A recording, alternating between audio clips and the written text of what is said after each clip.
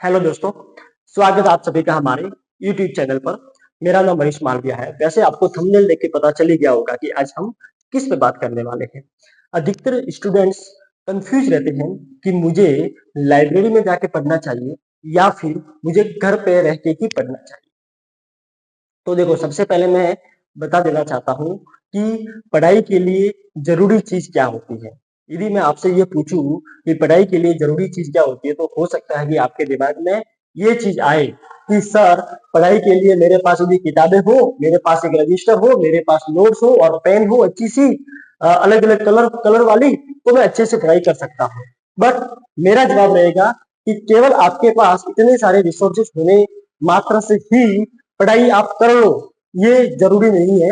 पढ़ाई के लिए माहौल का होना जरूरी है। आपके आसपास का वातावरण कैसा है, माहौल कैसा है, इस बात पर डिपेंड करती है आपकी पढ़ाई की। आप किस तरीके से पढ़ोगे, आप कैसे पढ़ोगे, आप कितना समझ पाओगे, ये सारी चीजें आसपास के माहौल पर ही डिपेंड करेगी। तो आज हम दो सिचुएशन लेके चलेंगे। पहली सिचुएशन क्या है? पहली में तो मान लीजिए वो बच्चा उसके घर पे रह रहा है। दूसरे केस में हम ये मान के चलेंगे कि कोई स्टूडेंट जो है वो रूम में उनके दोस्तों के साथ रह रहा है। अब फर्स्ट हम ये लेके चलते हैं कि वो बच्चा उसके घर पर अपने माता पिता के साथ रह रहा है। अब देखिए, यदि कोई बच्चा घर पर रह रहा है तो हो सकता है कि वो गांव से बिलोंग करता हो सकता है कि वो किसी शहर से बिलोंग करता हो।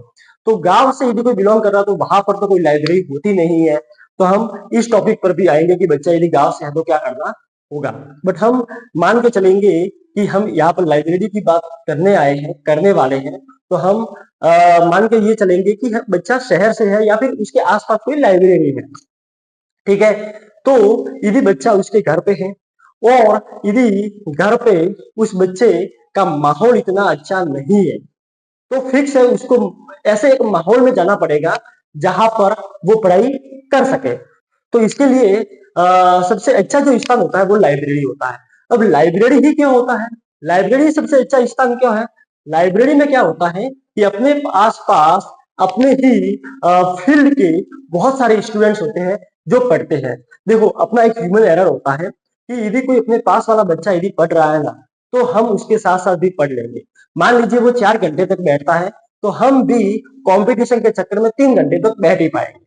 तो एक तरीके से वो पूरा माहौल बना रहता है और हम देखते हैं कि ये बच्चा इतना पढ़ रहा है, ये बच्चा इतना पढ़ रहा है। यदि कोई हमें डाउट होते तो हम डाउट क्लियर कर सकते हैं, जो चीजें हम घर पे नहीं कर सकते हैं। ठीक है, ये तो उनके लिए हो गया जिनके घर पे माहौल अच्छा नहीं है। अब वो बच्चे जिनके घर में माहौल भी अच्छा है, जो घर से पढ़ना भी चाहते हैं, बट उनकी पढ़ाई हो नहीं पा रही है। तो देखो, यहाँ पर क्या होता है कि मान लीजिए आपके घर का यदि माहौल अच्छा है और आप यदि पढ़ पा रहे हो, तब तो बहुत अच्छी बात है। बट यदि आपके घर का माहौल अच्छा होने के बावजूद आपको कहीं ना कहीं एक डिस्ट्रैक्शन रहता है कि नहीं, मैं जब भी मैं पढ़ने बैठती हूँ तो कोई ना कोई घर का कोई काम आ ही जाता है। जैसे कि मम्मी ने बुला दिया, दादा ने बुला दिया, दादी ने बुला दिया, पापा ने बुला दिया। तो इस टाइप से कोई ना कोई यदि डिस्ट्रैक्शन होता है तो भी आप देखो, आप लाइब्रेरी चूज कर सकते हो। बट इस केस में आप क्या कर सकते हो, आप अपने घर वालों को भी समझा सकते हो कि देखो मम्मी, दादा, दादी जी, मुझे अभी पढ़ना है, तो मैं अभी रूम में जा रही हूँ या जा रहा हूँ, तो अभी से मुझे 2 घंटे तक कोई डिस्टर्ब नहीं करेगा। आप ऐसा कहे कि अपने रूम में जाइए, स्टडी रूम में, और वहां पर आप पढ़िए।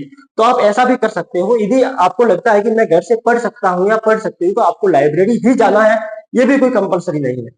लाइब्रेरी उन बच्चों के लिए है जो बच्चे अपना खुद का माहौल क्रिएट नहीं कर पा रहे हैं, वातावरण क्रिएट नहीं कर पा रहे, तो उनको एक बना बनाया हुआ माहौल मिल जाता है। ये उन बच्चों के लिए है। अब दूसरी सिचुएशन, जैसे कोई बच्चा रूम में रह रहा है और रूम में अपने दोस्तों के साथ रह रहा है, तो हो सकता है कि उसके दोस्त भी उसी फील्ड के हो या फिर उसके दोस्त किसी दूसरे फील्ड के हो, बट वो पढ़ाई वाले माहौल के अंदर ही रह रहा है, तब तो उसके लिए रूम में पढ़ना भी बेस्ट ऑप्शन हो सकता है। बट इन केस उसके दोस्तों की वजह से उसको डिस्ट्रैक्शन होता है, वो पढ़ाई नहीं कर पा रहा है, तो उसको भी लाइब्रेरी ज्वाइन कर लेनी चाहिए। क्योंकि लाइब्रेरी एक ऐसा स्थान होता है कि वहां पर आपको मन लगाने की जरूरत नहीं होती है, वहां पर मन लग जाता है। अब ये तो मैंने आपको दोनों सिचुएशन बता दी लाइब्रेरी के लिए कि यदि बच्चा घर पे रहता है या रूम पे रहता है। अब मैंने आपको पहले बताया था कि यदि कोई बच्चा गाँव से है तो क्या करना चाहिए।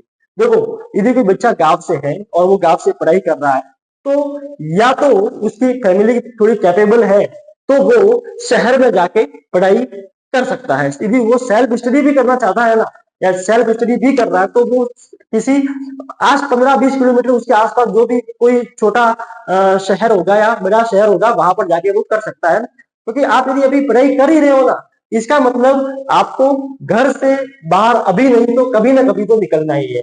तो हो सकता है कि आपके लिए अच्छा ऑप्शन मिल रहा हो और आप अभी से घर से बाहर निकलो, आपको घर से बाहर तो निकलना ही है। तो सबसे पहले तो आपकी यदि फैमिली कैपेबल है तो आप घर से बाहर निकलिए, एक रूम लीजिए, सेल्फ स्टडी कीजिए, वहां पर आप पढ़िए, नहीं पढ़ पा रहे हो तो लाइब्रेरी ज्वाइन कर दीजिए।